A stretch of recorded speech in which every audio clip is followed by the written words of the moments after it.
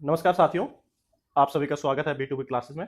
और आज हमारे साथ हैं एनडीएमसी टीचर विजय सर, जो एनडीएमसी में पीआरटी टीचर हैं। नमस्कार बहुत सर। बहुत स्वागत है सर आपका। Thank you so much sir. Sir, इस वीडियो को स्टार्ट करने से पहले मैं बता देता हूँ इस वीडियो का महत्व क्या रहेगा और हम आपसे किस टाइप से क्वेश्चन पूछने वाले हैं। बिल्कुल सर। तो हम आपसे आपकी लाइफ का एक्सपीरियंस हुँ, और टीचर बनने के लिए क्या क्या चीजें आपने की, हुँ। तो वो सारी चीजों के बारे में हमारे दर्शकों को आप बताएंगे। बहुत बिल्कुल अच्छे सर। से। ठीक है सर, और आपके लिए हमने आज गर्मा गर्म चाय रखी है अरे सर। सर, बहुत अच्छी चाय। Thank you. Welcome sir.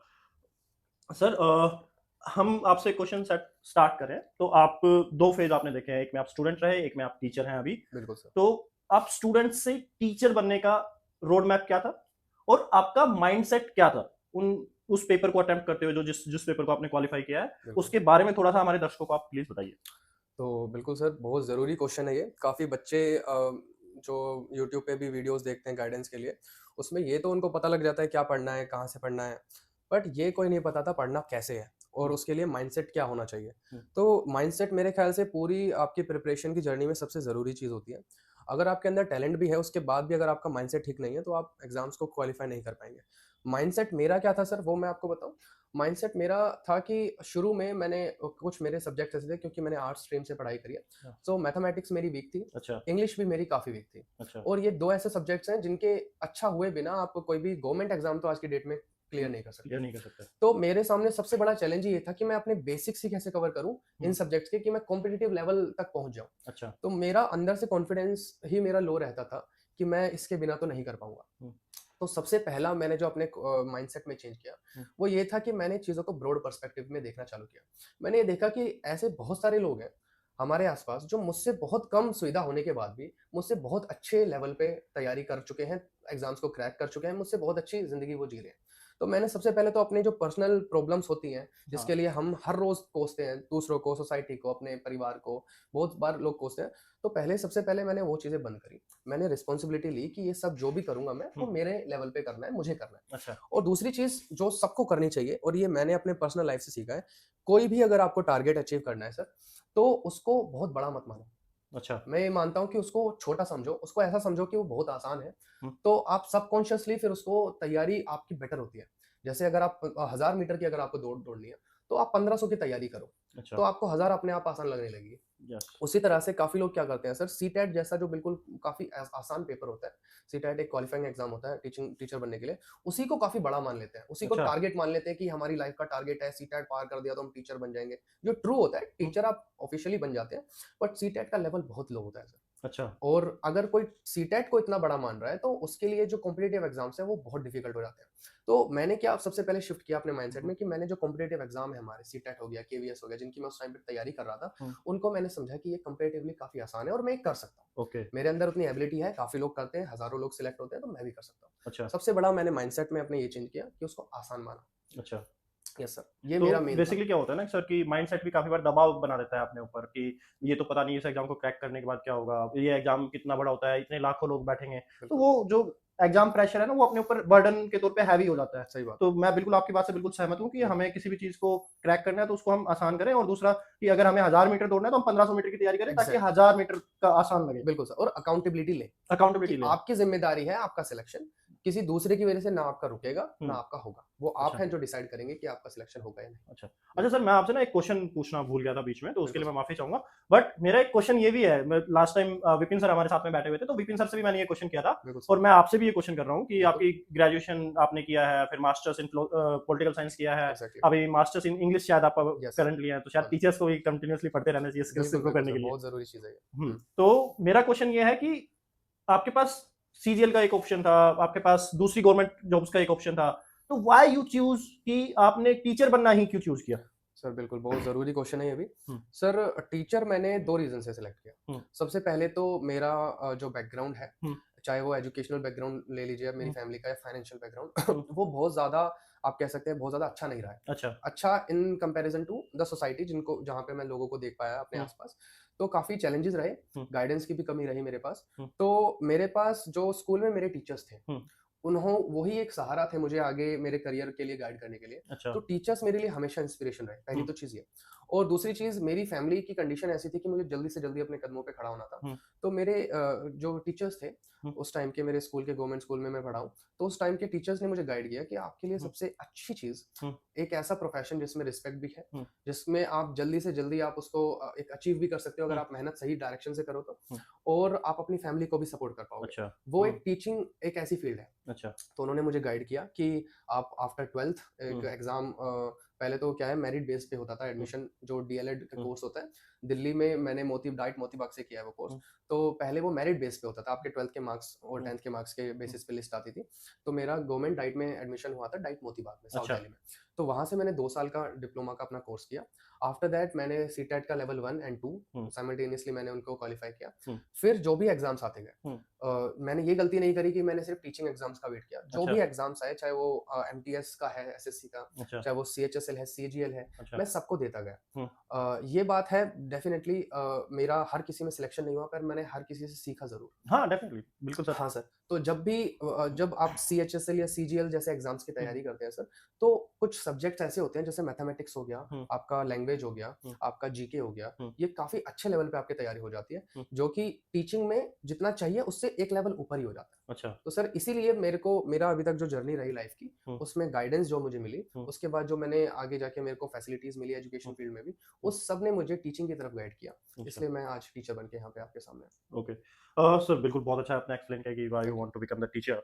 And sir एक क्वेश्चन जो मेरा लाज़मी आपके जब आप मेरे को जवाब कर रहे थे, उस टाइम पे मेरे दिमाग में आ रहा था। हुँ, तो वो क्वेश्चन ये है सर कि लोगों के मन में ना एक भय है कॉम्पिटिशन एग्ज़ाम को लेके बिल्कुल, और ख़ास तौर पे डी ट्रिपल एसपी के टीचिंग एग्ज़ाम को लेके, बिल्कुल सर। ठीक है? तो जब उस एग्ज़ाम के डर को लोग अपने सर पे हावी करते हैं, माइंड जो भी आपने माइंडसेट का एग्ज़ाम्पल दिया, मैं परफेक्टली एग्री करता हूँ आपकी बात से। बिल्कुल। तो डी ट्रिपल एसपी के एग्ज़ाम को इतना टीचर के एग्ज़ाम को ख़ास तौर पे इतना हार्ड क्यों माना जाता है? जो जबकि ऐसा कहते हैं कि दूसरे अदर रिक्रूटमेंट सेल्स हैं जैसे हुँ, केवीएस हो गया या अदर एग्ज़ाम्स हो गए, बिल्कुल। उसको इतना टफ नहीं माना जाता है, लेकिन डी ट्रिपल एसपी के एग्ज़ाम को बहुत ज़्यादा टफ माना जाता है। ऐसा क्यों है सर?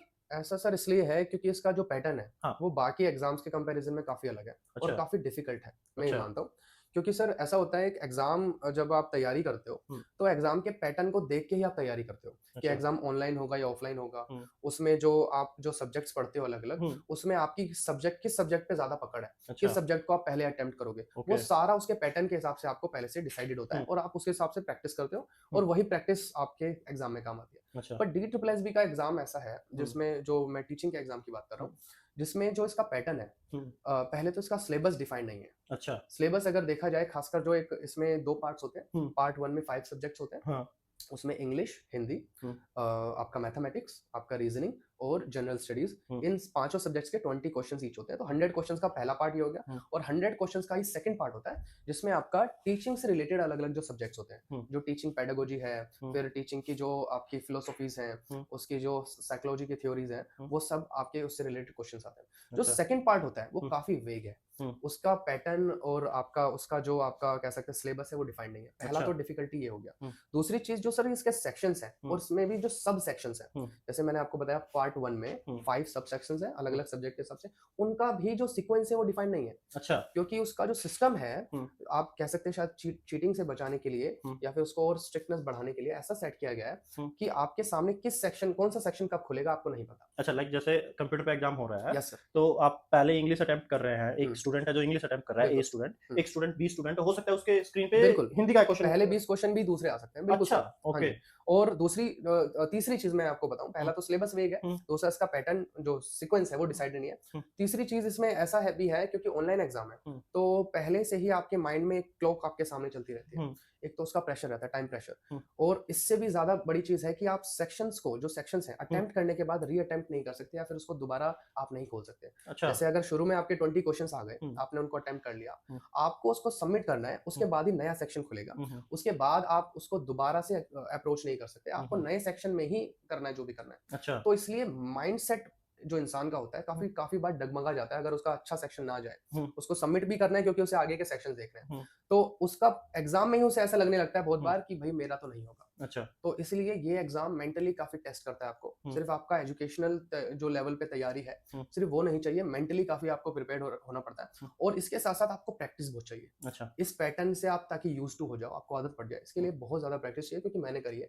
इसलिए मैं आपको बता पा रहा हूँ। अच्छा, तो सर बेसिकली एक चीज है जो लगभग हर दर्शक जानना चाहता है, और जितने लोग इंटरव्यू देखते हैं तो वो हर एक में ये जानते हैं कि लोगों की स्ट्रेटेजी क्या थी एग्जाम को क्रैक करने की, बिल्कुल सर। चाहे वो किसी भी स्ट्रीम का एग्जाम हो, चाहे रेलवे का हो, एसएससी सीजीएल का हो। बिल्कुल। ठीक है, तो ये एक मोस्ट इंपॉर्टेंट क्वेश्चन बन जाता है कि हम्म। आपकी स्ट्रेटेजी क्या रही। लेकिन मेरा इस क्वेश्चन को मैं थोड़ा सा चेंज कर रहा हूँ आपके लिए। वो मैं ये चेंज कर रहा हूँ कि आपका जो स्ट्रगल आपका रहा, उस स्ट्रगल को भी साथ में बताया, और आपने उस स्ट्रगल को या पेपर के जो प्रिपरेशन का प्रेशर जो होता है उस प्रेशर को किस तरीके से अपने माइंड सेट के ऊपर हावी नहीं होने दिया, और उसके साथ में आपकी स्ट्रेटेजी भी एक्सप्लेन कीजिए सर कि आपकी स्ट्रेटेजी क्या रही है।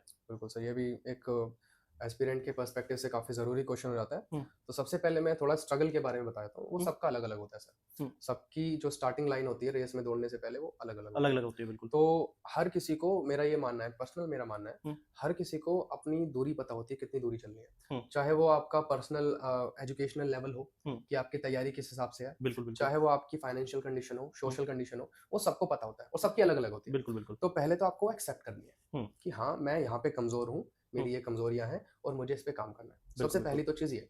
तो मेरे साथ भी सबसे बड़ा स्ट्रगल मेरा यही रहा कि मुझे एक्सेप्ट करने में थोड़ा सा टाइम लगा। अच्छा। बट मैंने किया, क्योंकि वो जरूरी भी था। हाँ, कि बिल्कुल। मेरे ये सब्जेक्ट्स वीक है, मेरे पास ये फैसिलिटीज नहीं है, मुझे जल्दी से जल्दी जॉब भी लेनी है, और अपने फैमिली को एक बेटर फ्यूचर देना है, अच्छा। और मुझे अपने भी फ्यूचर के लिए कुछ करना है। अच्छा, तो उसके लिए मैंने ये सारे स्टेप्स लिए। तो दूसरी चीज, स्ट्रगल अगर मैं अपना साइड रखता हूँ, तो अब मैं अगर स्ट्रेटेजी बताऊँ, तो स्ट्रेटेजी जैसे सर मैंने स्ट्रगल में मेंशन किया कि मेरे जो दो सब्जेक्ट्स, पहले इंग्लिश और मैथमेटिक्स, ये दोनों ही वीक थे। जनरली क्या होता है, जिसका मैथ्स अच्छा होता है उसकी इंग्लिश वीक होती है, जिसकी इंग्लिश अच्छी होती है उसका मैथ्स वीक होता है। और आपके साथ में दोनों थे? मेरे साथ दोनों ही था। अच्छा। क्योंकि एक तो आर्ट स्ट्रीम से पढ़ा हूँ, हाँ। तो वहां पे मैथ्स पे तो नहीं था डेफिनेटली, 10th आफ्टर 10th। हाँ। और इंग्लिश में ऐसा मैं मानता हूँ पर्सनली, मेरे एक्सपीरियंस है, ऐसा नहीं है कि हर स्कूल में ऐसा होता होगा, पर मेरे स्कूल में थोड़ा सा इंग्लिश पे कम ध्यान दिया गया। हो सकता है कि वो गवर्नमेंट स्कूल था इसलिए। तो उसके बाद से मैंने जब ये डिसाइड किया, जब ये देखा कि हर एग्जाम में ये दो ही सब्जेक्ट्स हैं अच्छा। जो किसी का भी बेड़ा पार लगाते हैं, क्योंकि लैंग्वेज हिंदी जो है जनरली हमारी मातृभाषा है, मतलब डेली लैंग्वेज हमारी है यूज की, तो उसे कर लेते हैं। दूसरी चीज, जीके एक ऐसी चीज है जो बिल्कुल अनप्रेडिक्टेबल है, वो किसी के लिए भी बहुत ईजी या बहुत हार्ड नहीं होती, वो सबके लिए ऑलमोस्ट बराबर है। तो मैथ्स और इंग्लिश ही ऐसे सब्जेक्ट्स हैं जो आर या पार वाला डिसाइड करते हैं। तो इन दोनों पे मुझे काम करना था, और सिर्फ काम नहीं करना था सर, जब आप क्वेश्चन पेपर अटेम्प्ट करते हो तब भी आपके माइंड में वही स्ट्रेटेजी होनी चाहिए जो आपकी तैयारी के टाइम पे थी, जो आपने प्रैक्टिस की थी। प्रैक्टिस के टाइम पे थी। बिल्कुल सर, क्योंकि उससे हेल्प मिलती है आपको एग्जाम को अच्छे से अटेम्प्ट करने में। तो सर जब मेरा एग्जाम मेरे सामने आया, जो एग्जाम्स, जो टॉपिक्स मेरे अच्छे थे, जो सब्जेक्ट्स मेरे अच्छे ग्रिप वाले थे, उनको मैंने पहले अटेम्प्ट करने की सोची थी। पर क्योंकि DSSB में कोई पैटर्न तो डिसाइडेड नहीं होता, तो मैंने ये सोचा कि भाई मैं जो भी एग्जाम्स मतलब मेरे पास आएगा, अगर मेरा फेवरेट है, जिसमें मेरा अच्छी पकड़ है, उसको मैं बिल्कुल अच्छे से अटेम्प्ट करूंगा। पर अगर कोई ऐसा सब्जेक्ट है, उस सब्जेक्ट में कोई स्पेसिफिक ऐसे क्वेश्चंस हैं जो मुझे नहीं आ रहे उतने ज्यादा, क्योंकि ये टाइम कंस्टेंट एग्जाम है काफी, तो मैं उसमें बहुत ज्यादा टाइम वेस्ट नहीं करते हुए नए सेक्शन पे ज्यादा फोकस करूंगा, right, rather than sticking to one exam and then wasting other questions. तो ये मेरी स्ट्रेटेजी थी, यही मेरी तैयारी में भी रही सर। और एक चीज और, ये जो पैटर्न है DSSB के एग्जाम का, PRT का, इससे यूज टू होने के लिए सर मैंने बहुत प्रैक्टिस करी। जो भी ऑनलाइन पोर्टल्स मुझे मिले उस टाइम पे, एक टेक्स्ट बुक नाम का एप्लीकेशन था, जिसमें मैंने एक उसका ईयरली पास ले लिया था, और उसके बेसिस पे मैंने जितने भी प्रीवियस ईयर के क्वेश्चन पेपर्स थे, अच्छा, उसी पैटर्न में, जिस पैटर्न में एग्जाम आता है, उसी पैटर्न में मैंने काफी सोल्व करे। मेरी स्ट्रेटेजी तैयारी के टाइम पे भी ऐसी रहती थी कि जैसे मान लीजिए आज मैंने मैथ्स पढ़ा, पूरे हफ्ते में जो सब्जेक्ट्स पढ़े, हफ्ते के एंड में उन टॉपिक्स का मैं टॉपिक वाइज टेस्ट लेता था ऑनलाइन। और जब मुझे लगता था कि एक सब्जेक्ट पर्टिकुलरली अच्छा तैयार हो गया मेरा, तो उस पूरे सेक्शन के सब्जेक्ट के 20 क्वेश्चंस का मैं टेस्ट लेता था, मल्टीपल टेस्ट लेता था। और जब तैयारी के साथ साथ मुझे लगा कि मेरे ऑलमोस्ट सारे सेक्शंस अच्छे तैयार हो गए हैं, तब मैं पूरे क्वेश्चन पेपर का 3-3 घंटे का बैठ के आराम से 2-2 3-3 घंटे बैठ के टेस्ट देता था। कभी कभी दिन में 2-2 3-3 भी टेस्ट देता था, तैयारी जब बिल्कुल ही एग्जाम पास में आ गया था। तो मेरे ख्याल से इस पैटर्न से अगर आपको यूज टू होना है, और इस पैटर्न से सिर्फ यूज टू नहीं होना है, उसका क्रैक भी करना है एग्जाम को, तो सबसे ज्यादा जरूरी है सिर्फ तैयारी नहीं, प्रैक्टिस। मेरे ख्याल से यहाँ पे तैयारी 60% है और प्रैक्टिस 40% है। जिस 40% को लोग बिल्कुल इग्नोर कर देते हैं, सोचते हैं कि सिर्फ पढ़ना तो आता ही है हमें, एग्जाम्स तो हमने दूसरे भी निकाले हैं, उनको लगता है ये भी निकल जाएगा। बट ये एग्जाम थोड़ा सा अलग है बाकियों से, इसलिए ये स्ट्रैटेजी आपको अपनी पर्सनलाइज बनानी पड़ेगी। आपका लेवल कैसा है, अलग अलग सब्जेक्ट्स में आपकी स्पीड कैसी है, आप कितने जल्दी कौन सा क्वेश्चन अटेम्प्ट कर पा रहे हैं, उसके हिसाब से आपको पर्सनल अपनी स्ट्रैटेजी बनानी चाहिए। ये मेरा मानना है सर। ओके सर, तो बेसिकली सर की जो मूल बातें हैं उनमें से सबसे अच्छी चीज ये है कि इसीलिए ये प्रोवर्ब भी बोली गई है कि practice makes a man perfect. बिल्कुल सर, ठीक है, बिल्कुल तो सही है बात। आप बार बार प्रैक्टिस कीजिए, बार बार रिवीजन कीजिए, वो चीज़ों को आपके लिए आसान बनाएंगी और आप एग्जाम के टाइम पे जो प्रैक्टिकल चैलेंज फेस करेंगे वो आपके लिए इजी हो जाएगा, आपके ऊपर प्रेशर नहीं क्रिएट बिल्कुल करेंगे। सर। तो ये है। अच्छा सर, अभी थोड़ा सा पैटर्न को चेंज करते हैं। ओके, ठीक है, जैसा कि मैं सर को पर्सनली भी जानता हूँ, पहले भी मिल चुका हूँ सर पर्सनली आपसे, काफी बार मिलता है। तो उसमें एक ये रहा है कि इससे पहले सर एक प्राइवेट स्कूल में टीचर थे, हाँ जी। गवर्नमेंट टीचर बनने से पहले। ठीक है सर, तो और बहुत से एस्पिरेंट है, उनके भी ये ख्वाब होते हैं कि मेरे को ये जॉब मिल जाएगी तो मैं ये वाला ड्रीम मेरा पूरा हो जाएगा। लाइक किसी का ट्रैवलिंग का पूरा होता है, किसी को आईफोन लेना होता है, मल्टीपल चीजें हैं, किसी को बहुत शानदार चीजें करनी है, किसी को कार खरीदनी है, तो काफी सारी चीजें हैं। तो मैं आपसे बस ये जानना चाहता हूँ कि आप पर्दे के उस पार से क्या सोच रहे थे। ये तो आपने हमें बता दिया कि आपकी स्ट्रेटेजी ये थी और आपकी थिंकिंग वो पॉइंट ऑफ व्यू ये था। Exactly. लेकिन अभी आप पर्दे के इस साइड आ गए हैं। बिल्कुल सर। ठीक है, और पर्दे के इस साइड आप ये जानते हैं कि मतलब हम हमेशा ये कहा जाता है, जो पर्दे के इस पार आ जाते हैं वो हमेशा एक कहावत बोलते हैं कि दूर के ढोल सुहाने लगते हैं। ठीक है, या दूर की मिठाइयां भी अच्छी लगती हैं कि। सही बात है। तो अब आप हमें बताइए कि दूर के ढोल जो सुहाने थे आप उसके बिल्कुल पास पहुंच चुके हैं, मतलब आप उसको एप्लीकेशंस कर रहे हो जिंदगी में। सही बात है। ठीक है, तो अब आप हमें ये बताइए कि वो मिठाई कितनी मीठी है जो पाने के बाद लोग सोचते हैं। बिल्कुल सर। तो सर ये जो कहावत है दूर के ढोल सुहाने लगते हैं, हाँ, ये बिल्कुल सच है। हाँ, पर डिपेंड करता है कि आपको ढोल बजाने का में इंटरेस्ट है या नहीं। हाँ, तो मुझे तो था। अच्छा। मुझे टीचिंग में था इंटरेस्ट शुरू हाँ, से। तो जब मुझे वो अपॉर्चुनिटी मिली, तो हुँ, मुझे उतना ही मज़ा आ रहा है हुँ, उसको परस्यू करने में, हुँ, जितना कि मैं पहले से सोचता था। हुँ, इवन उससे ज़्यादा आ रहा है क्योंकि हुँ, अब एक्चुअल में मैं वो लाइफ़ जी पा रहा हूँ। अच्छा। दूसरी बात सर जो आपने बोली, काफ़ी लोगों का ड्रीम होता है कि हुँ, जॉब्स के थ्रू अपने एस्पिरेशंस पूरे करें। हुँ, काफ़ी लोगों का होता है, डेफिनिटली हुँ, होता है। आई थिंक वो चीज़ सेकेंडरी होनी चाहिए। हुँ, आई थिंक पहला फोकस आपका होना चाहिए कि आप प्रोफेशन में एक अच्छा इंसान कैसे बने। हुँ, तो वो है, बाकी हुँ, सारी चीज़ें बहुत ईज़िली पीछे-पीछे आपके आ जाती हैं। अच्छा। जैसे मैंने रिसेंटली अभी अपनी एक ड्रीम बाइक खरीदी है। हुँ, तो ये सब चीज़ें मेरे मेरे लिए पहले बिल्कुल पॉसिबल नहीं थी। हुँ, इवन टीचर बनने के बाद भी काफ़ी लोगों के लिए पॉसिबल नहीं होती है। हुँ, बट अगर आप एक अच्छे लेवल पे टीचिंग करते हैं हुँ, और प्लस आप ईमानदारी से अपनी जॉब में काम करते हैं, तो आपके प्रोफेशनल लाइफ में और आपकी हुँ, पर्सनल लाइफ में बहुत ग्रोथ होती है सर। ओके। बिल्कुल सर। तो सर आपने एक्सपीरियंस बता दिया, तो आपने इसमें थोड़ा-सा एक पॉइंट ऑफ व्यू ये ऐड करना चाहूँगा कि प्राइवेट स्कूल्स में हुँ, आपके लिए क्या चैलेंजेस थे और बिल्कुल सर। गवर्नमेंट स्कूल्स में क्या चीज़ें आपके लिए आसान कर दी गई हैं? बिल्कुल ठीक सर। है, क्योंकि आपने उसमें भी एक जॉब हाँ, एक्सपीरियंस हाँ, आपने लिया बिल्कुल। है। तो सर प्राइवेट स्कूल में मैंने पढ़ाया है एक्चुअली। हुँ, 2-3 प्राइवेट स्कूल्स में अलग-अलग पढ़ाया है मैंने। हुँ, तो मैं पूरा कंबाइन करके आपको एक एवरेज एक्सपीरियंस बता हुँ, देता हूँ। प्राइवेट स्कूल्स में मैंने सैडली ये देखा है, और हो सकता है सब प्राइवेट स्कूल्स में ऐसा ना हो। हुँ, मैंने जो एक्सपीरियंस किया, हो सकता है वही हुँ, इतना नेगेटिव रहा हो। हुँ, तो काफ़ी बार मैंने ये देखा है कि वहाँ पर फोकस होता है फीस पे ज़्यादा, अच्छा, कि फी कलेक्शन हो जाए मंथ एंड तक। अच्छा, बच्चे का प्रोग्रेस हो ना हो उतना ज़्यादा उस पे मैटर ज़्यादा नहीं फोकस करता है। नहीं करता, मैटर हुँ, नहीं करता। वो तो क्योंकि पेरेंट्स फी पे कर रहे हैं, हुँ, तो उनका थोड़ा-सा प्रेशर होता है स्कूल पे, इसलिए हुँ, उनको ध्यान भी देते हैं। अगर वो अच्छा, प्रेशर ना हो, हुँ, मेरे ख्याल से तो सिर्फ़ जो प्राइवेट स्कूल्स हैं, ज़्यादातर प्राइवेट हुँ, स्कूल्स, वो सिर्फ़ फ़ी के लिए ही चल रहे हैं आज की डेट अच्छा, में। चाहे वो आप किताबें देख लो, उनकी महँगी हुँ, होती है, चाहे बिल्कुल, फ़ी देख लो, हुँ, और बिल्कुल काफ़ी सारे चार्जेज़ ऐसे होते हैं जो हुँ, बच्चों को वैसे ही मिलने चाहिए फैसिलिटीज़, उसके भी छोटी-छोटी चीज़ों के वहाँ पे चार्जेज़ होते हैं। और मेरे जिस स्कूलों में मैंने पढ़ा है, उनमें भी ऐसी चीज़ें मैंने एक्सपीरियंस करी, तो जो कि काफ़ी इलॉजिकल मुझे लगी।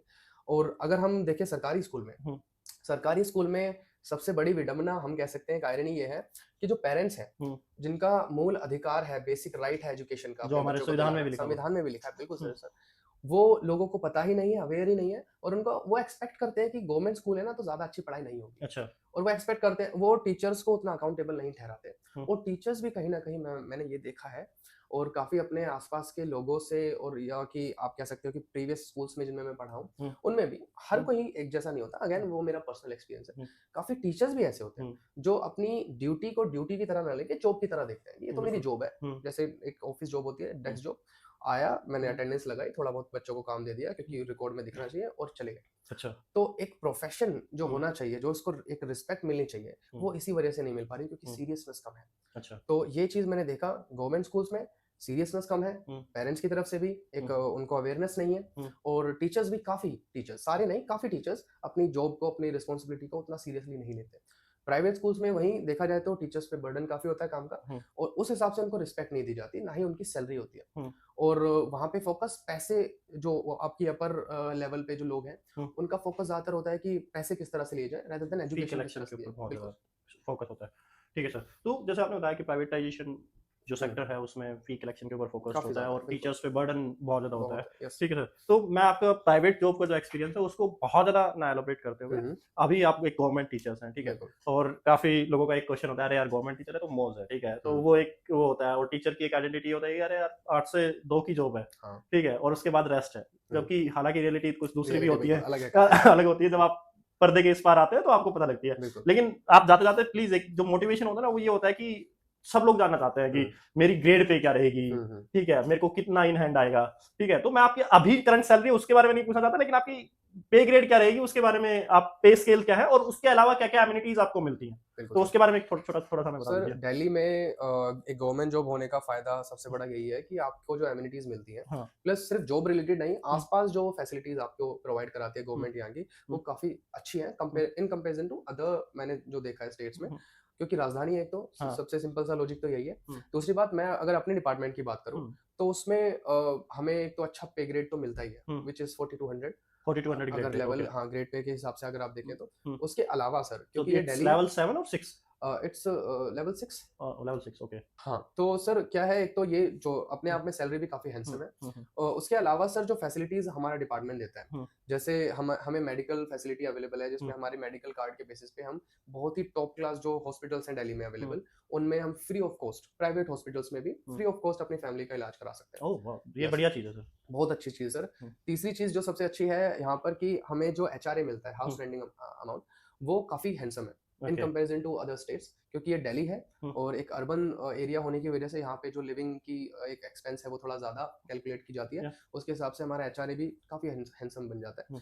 और उसके आई अलावा, थिंक दिल्ली में सबसे हाईएस्ट एचआरए मिलता है शायद, मेरे हिसाब से हाँ गवर्नमेंट जी, एम्प्लॉइज को। बिल्कुल, बिल्कुल सर, हम्म, ये बात सच है। हम्म, तो ये सारी चीज़ें जब एक्यूमुलेट होती हैं हम्म, और जब आपको वो चीज़ें सामने दिखती हैं कि हाँ, हम्म, ये चीज़ें मुझे मिल रही हैं डेली लाइफ में, हम्म, तब आपको अपनी पोस्ट पर, अपनी हम्म, सर्विसेज पर, प्लस हम्म, आपकी जो रिस्पॉन्सिबिलिटी है, उस पर गर्व होता है, ओके, जो कि मुझे भी बिल्कुल फ़ील होता ओके। है। हुँ, दर्शकों, ये थे आज हमारे साथ में विजय सर, जिन्होंने बताया कि टीचिंग के अंदर उनका क्या एक्सपीरियंस है और दूर की चीज़ें कितनी सुहानी होती हैं और कितनी मीठी होती है। बिल्कुल, साथ में जितनी शालीनता के साथ इन्होंने जवाब दिया है, वो शालीनता इनके व्यवहार में बिल्कुल ही बचपन से आई है। बिल्कुल। तो और मैं सर को पर्सनली जानता हूँ, तो मैं आपको बता दूँ कि सर ने एक गवर्नमेंट स्कूल में पढ़ाई की, उसके बाद गवर्नमेंट स्कूल से पढ़ के गवर्नमेंट कॉलेज में, जैसे सर ने बताया अपनी वीडियो के टाइम पे, और गवर्नमेंट कॉलेज के बाद से प्राइवेट में टीचिंग किया, एंड उस स्ट्रगल से निकल के फाइनेंशियली स्टेबल करते हुए फैमिली को एक गवर्नमेंट टीचर की जॉब ली।